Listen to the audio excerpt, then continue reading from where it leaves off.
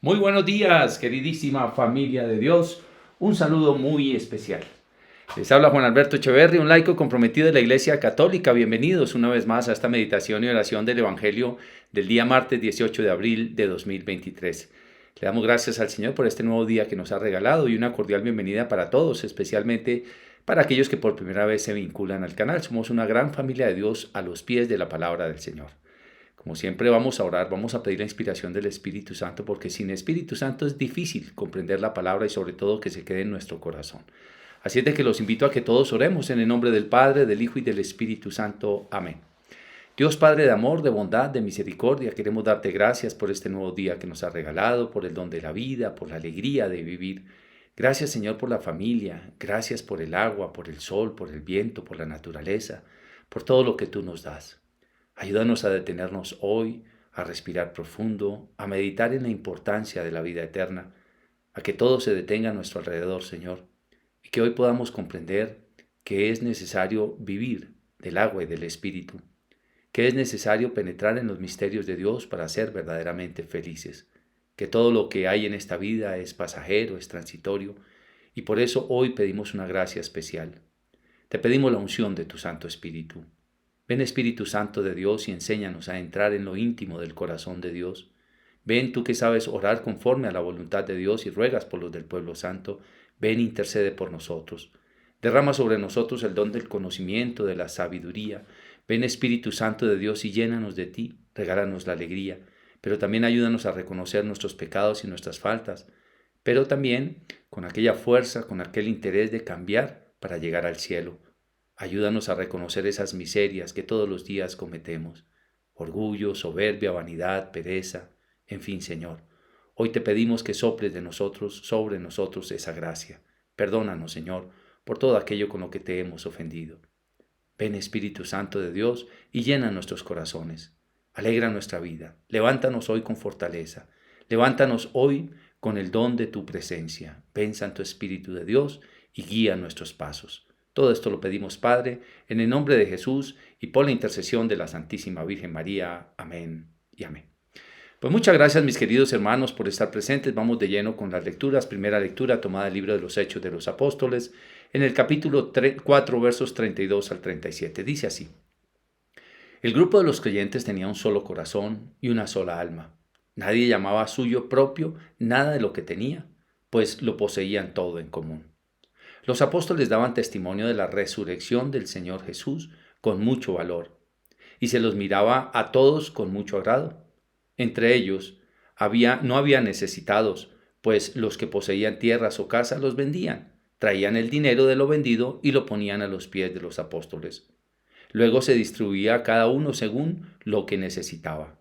José, a quienes los apóstoles apellidaron Bernabé, que significa hijo de la consolación, que era un levita y natural de Chipre, tenía un campo y lo vendió. Llevó el dinero y lo puso a los pies de los apóstoles.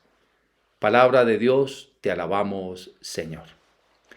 Bueno, mis queridos hermanos, continuamos hoy con esta lectura del capítulo 4 de los Hechos de los Apóstoles. Se nos han narrado milagros, se nos ha narrado cómo el Espíritu Santo empezó a tomar a los primeros apóstoles, a evangelizar con valentía, con fortaleza. Y hoy nos hace el Evangelio una narración muy especial.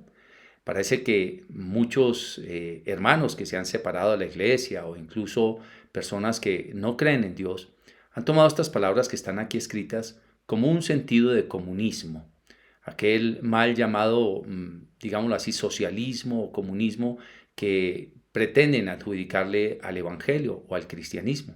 Pues no es así.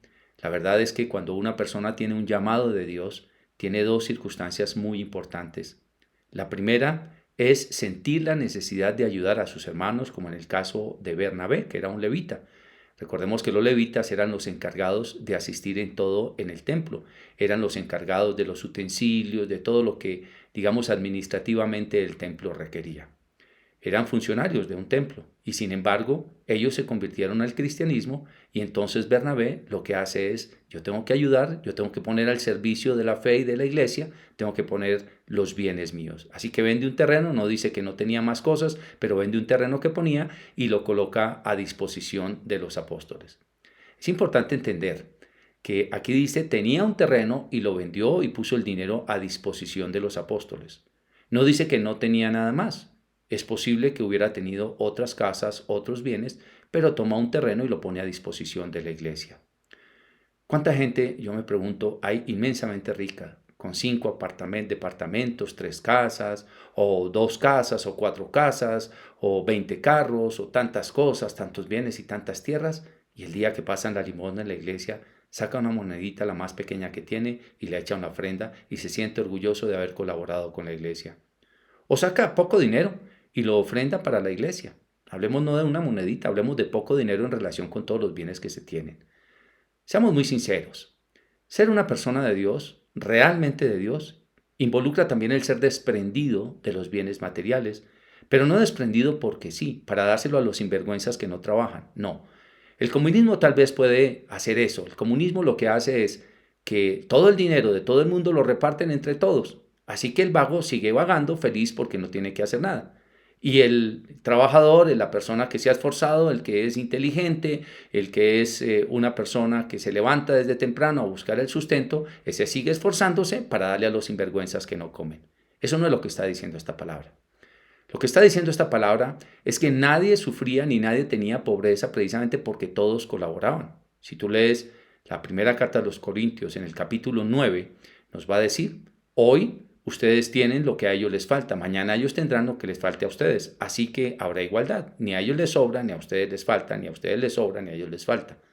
Es decir, se trata de auxiliar a las personas que por una calamidad, que por alguna circunstancia necesitan, pero eso no quiere decir que sean vagos, que sean perezosos, que sean personas que no hacen nada, porque bien lo dice también la carta de San Pablo a los Efesios en el capítulo 4, el que roba deje de robar y póngase a trabajar para que tenga algo que dar a los necesitados.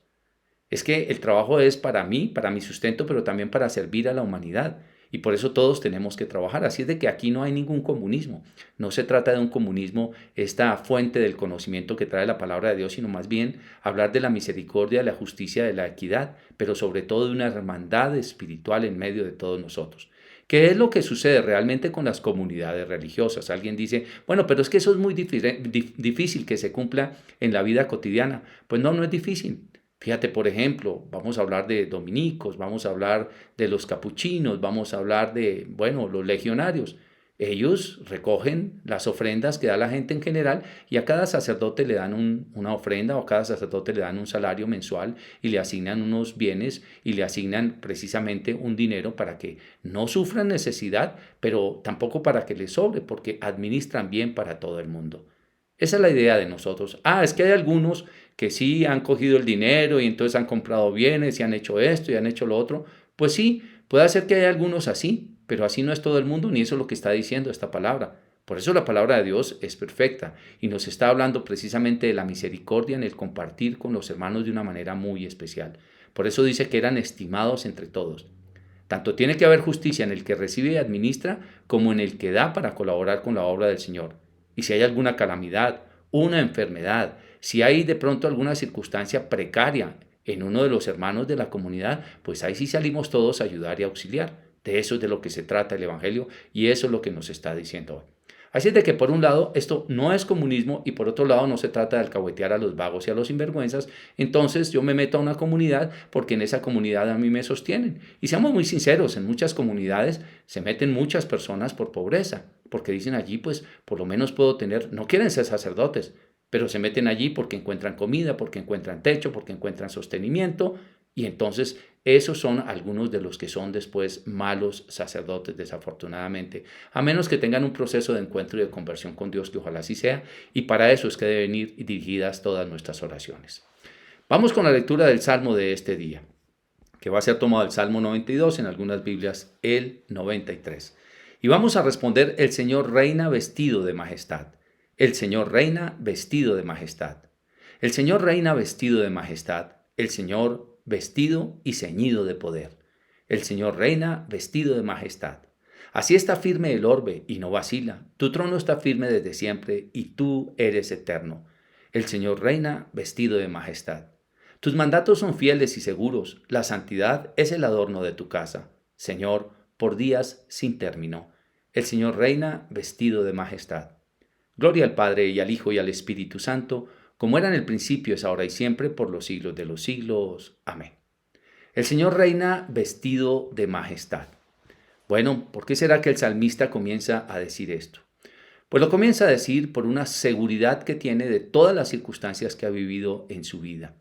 Creo que a muchos de nosotros nos ha pasado vivir en aprietos, estar un poco tristes porque este cayó, porque el otro cayó, porque se montó tal persona que es mala a un poder y porque tal vez este otro hace esto malo, pero el que cree en el Señor confía, espera, ora, hace sus vigilias corrientes, es una persona que vive con serenidad, hace lo que le corresponde y cuando el Señor responde también él mismo diciendo, el Señor reina vestido de majestad. Esta es una palabra maravillosa. ¿Por qué? Porque cuando tú tienes en el corazón la certeza de que Dios es Dios, de que Dios está por encima de todo y que tiene un plan perfecto de salvación para todos nosotros, todo se va a cumplir.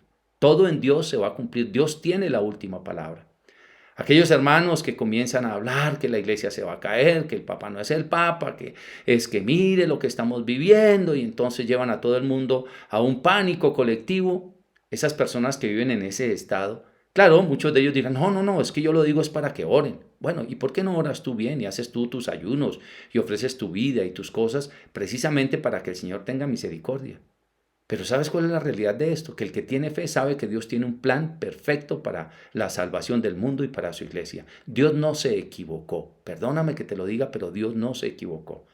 Dice, y tú eres Pedro, y sobre esta piedra edificaré mi iglesia, y ni las puertas del infierno prevalecerán sobre ella. Entonces esa palabra fue mentira. Entonces se equivocó el cónclave. Entonces la iglesia sí se va a acabar. Entonces el mundo va a terminar con la iglesia. Entonces, no, mi querido hermano, el Señor reina vestido de majestad. Punto. Digan lo que quieran, lloren como quieran. Tal vez hay muchas cosas que el mal quiera mostrar en diferentes aspectos, porque lo quiere mostrar la caída de sacerdotes, de obispos, quiere mostrar divisiones, quiere mostrar cismas, pero ¿cuántos cismas ha habido en la iglesia? Pero ¿cuántos papas ha habido nefastos incluso a lo largo de la iglesia? Hemos hablado de 10 papas, pues claro que ha habido de todo, pero la iglesia permanece para siempre. ¿Qué nos corresponde hacer a ti y a mí? Orar y confiar en el Señor y tratar de ser buenos. Eso es lo que tenemos que hacer nosotros. Miremos esta segunda estrofa tan hermosa. Dice, así está firme el orbe y no vacila. Tu trono está firme desde siempre y tú eres eterno. Como quien dice, a mí nadie me va a quitar esta idea. Moriré también, pero moriré pensando en Dios. Pero moriré creyendo que el reino de Dios está firme y no va a vacilar porque el reino de Dios es eterno. Al final entonces dice, tus mandatos son fieles y seguros. Tranquilo. Si eso es lo que el Señor pide, hagámoslo, que es un camino de seguridad para ti y para mí. Mira, nosotros tenemos que hacer lo que a nosotros nos corresponde. Ya si los demás se equivocan, si los demás caen, si los demás pecan, si los demás hacen lo que sea, problema de ellos. Vamos a orar para que el Señor derrame gracias de conversión, pero yo tengo que estar firme en lo que estoy pensando, pidiendo, orando y sobre todo en lo que estoy viviendo, porque tiene que ser el testimonio de mi propia vida. ¿Por qué? Porque dice, la santidad es el adorno de tu casa, Señor, por días sin término. Nada impuro podrá entrar en el cielo. Por eso la santidad es el adorno de Dios y eso es lo que nosotros tenemos que buscar en nuestra vida, teniendo la firmeza de que el trono de Dios está siempre. El Señor está reinando vestido de majestad y eso tiene que alegrar nuestro corazón con firmeza y para adelante. Así es de que nos vamos a levantar y a sacudir de todo comentario pesimista, nefasto, negativo, de todo comentario que no edifica. Hay personas que les fascina estar predicando las noticias malas y estar hablando de que sí, que el mundo se va a acabar. Pues no, el Señor reina vestido de majestad. Y yo prefiero hablar del poder de Dios que del fracaso de los hombres.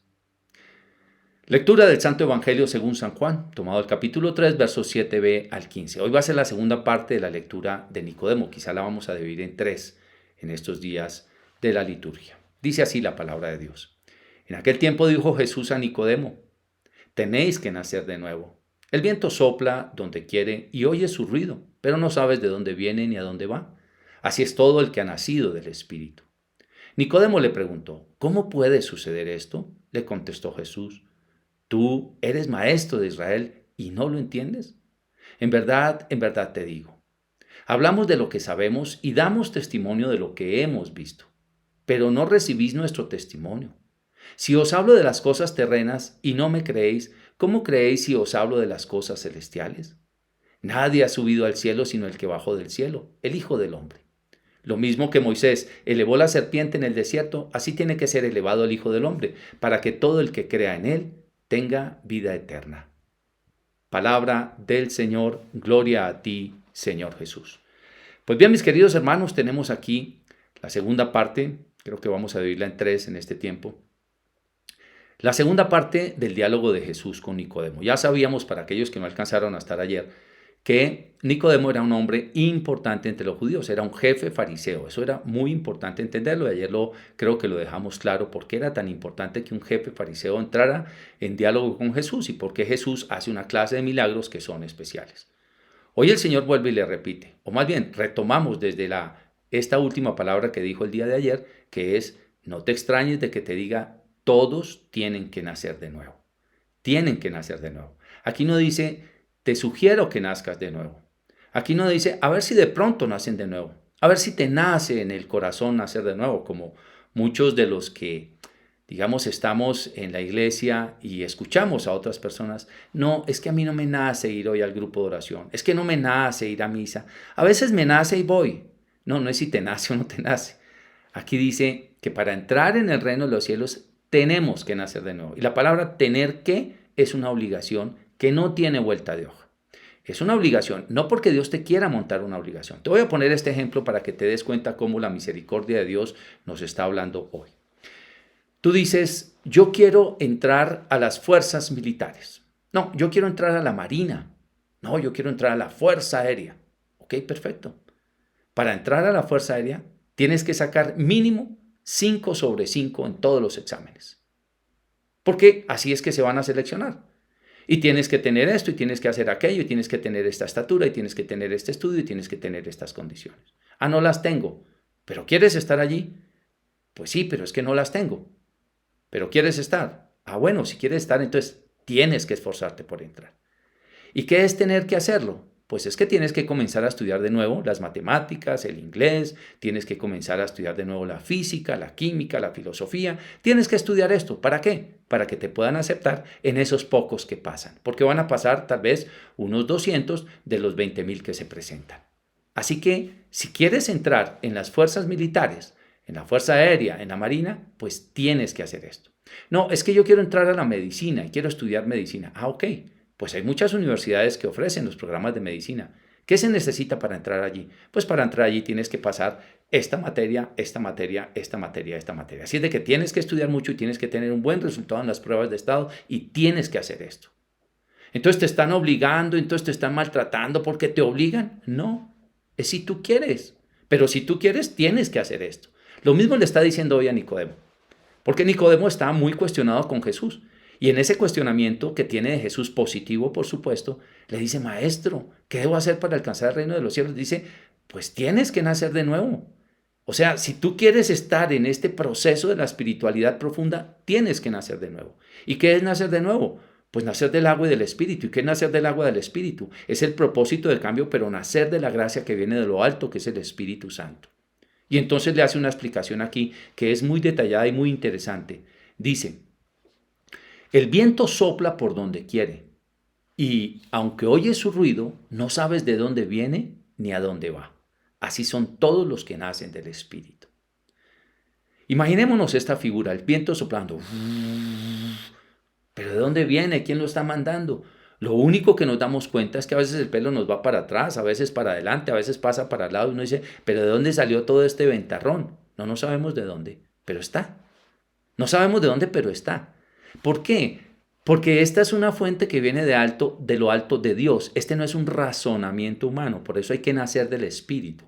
Nacer del Espíritu no es bajo la razón humana. A veces la gente quiere que uno les explique cosa por cosa en el nacimiento del Espíritu, pero no es así. He tratado de dar una simbología, he tratado de dar como una especie de acercamiento a qué es nacer del Espíritu. En 2 de mis libros, uno de ellos se llama La conquista del Espíritu Santo y otro se llama Dones y carismas, una experiencia para todos. Trato de decir cómo operan los carismas, cómo opera el Espíritu Santo en el ser humano. Pero no puedo decir A más B más C, entonces tienes que vivir estos pasos, el 1, el 2, y así seguro lo vas a tener. Eso sería como predecir a Dios, y Dios no se puede predecir. Por eso dice, el viento sopla por donde quiere. Recuerden el texto que hay en Primera de Corintios en el capítulo 12, a la altura del verso 4 en adelante, cuando dice allí que todos reciben un don especial del Espíritu Santo para provecho de todos, como Él quiere darlo a cada uno, como el Espíritu quiere. No es como yo le digo que tenga que ser, no es como yo lo estoy predeterminando, no, es que el viento sopla por donde quiere. Por eso en Pentecostés, y aquí lo estamos viendo muy claramente y nos estamos preparando para Pentecostés, en Pentecostés dice que un viento impetuoso resonó en toda la casa, porque eso es una figura para expresar que no sabemos, pero hay un gozo y hay una alegría. Y hay personas que de un momento para otro empiezan a sentir ese gozo en el corazón, esa necesidad de ser buenos, esa necesidad de cambiar, esa necesidad de amar, esa necesidad de estar cerca de las cosas de Dios. ¿Qué pasó? Pues vino sobre ti el Espíritu Santo. ¿De dónde? No sé, pero vino sobre ti el Espíritu Santo. El viento sopla por donde quieres y aunque oyes su ruido no sabes de dónde viene ni a dónde va. Así son todos los que nacen del Espíritu. Y luego entonces le dice a Nicodemo, o más bien Nicodemo le dice al Señor, ¿cómo puede uno nacer de nuevo cuando ya es viejo? Dice, ustedes, tú que eres maestro de Israel, ¿no sabes estas cosas? Si no saben las cosas, cuando les hablo de las cosas de este mundo, mucho menos sabrán de las del cielo. O sea, fíjate que aquí está hablando del Espíritu Santo sobre este mundo. Aquí está hablando de las cosas espirituales de este mundo, pero hay una sabiduría superior del mundo de Dios, el mundo espiritual, que todavía no llegaremos a comprender mientras estemos vivos. A muchos místicos se le han dado algunas luces, pero no alcanzamos a comprender. Es más, le está diciendo, mira, tú eres fariseo, has estudiado las Escrituras y sabes que el Espíritu Santo iba a ser dado porque has leído Joel 2 del 27 al 29. Sobre el final de los tiempos derramaré mi Espíritu sobre toda carne. Pero aún así todavía no entiendes eso y tú eres maestro de la ley. Pues nosotros les hablamos de lo que hemos vivido, porque Cristo es el que ha vivido en plenitud del Espíritu Santo y vino a soplar sobre nosotros el Espíritu Santo. Y entonces dice, nadie ha subido al cielo sino el que bajó del cielo. ¿Por qué? Porque nadie podía entrar en el cielo hasta que Cristo nos abrió la entrada. Por eso es el segundo misterio glorioso, la ascensión de nuestro Señor Jesucristo a los cielos. Él nos abre la entrada a los cielos para que podamos entrar con Él, pero solamente Él estaba en el cielo. El resto no estábamos en el cielo, ni hemos estado nunca. Hasta ahora, después de la muerte de Cristo, podemos entrar en el cielo. Y entonces al final dice, lo mismo que Moisés levantó la serpiente del desierto, así tiene que ser levantado el Hijo del Hombre para que todo el que crea en Él tenga vida eterna. ¿Qué pasó con la serpiente en el desierto? Esto está en el libro de los Números, en el capítulo 22. Resulta que el pueblo desobedeció. Entonces Dios les mandó serpientes, las serpientes los mordían y morían. Moisés clama al Señor y entonces el Señor le dice, haz una bandera, en el asta de una bandera, coloca una serpiente de bronce. Todo el que mire la serpiente de bronce, pues ese será salvo, se salvará. ¿Y eso qué quiere decir? Pues que el pecado, cuando se levanta en la cruz, por eso Cristo se hace pecado por nosotros. Todo el que mira la cruz y mira que su pecado está ahí, que su miseria está en el sufrimiento de Cristo, que su dolor y su pecado está en el sufrimiento de Cristo, entonces ahora sí creo en Él, que Él está limpiando y perdonando mi pecado. Y por creer en eso y bautizarme, voy a tener vida eterna. Es decir, medito profundamente lo que Dios ha hecho por mí y me abrazo a su cruz. Dios Padre de amor, queremos darte gracias por esta bendita palabra de este día. Queremos nacer de nuevo del agua y del Espíritu. Queremos mirar tu cruz cada día y saber que allí, en ese terrible sacrificio, sacrificaste tu vida por el perdón de nuestros pecados. Que allí queden clavados todos nuestros pecados para que nosotros podamos entrar a ese cielo contigo. Todo esto, Padre, te lo pedimos en el nombre de Jesús y por intercesión de la Santísima Virgen María. Amén y amén. Muchas gracias, mis queridos hermanos, por estar presentes. Los invito a que compartan estos videos con quienes ustedes crean que les pueda servir. También que se suscriban al canal, como siempre, es una manera también de apoyar el Evangelio. Gracias y si Dios quiere nos vemos mañana en una nueva emisión. Chao, chao.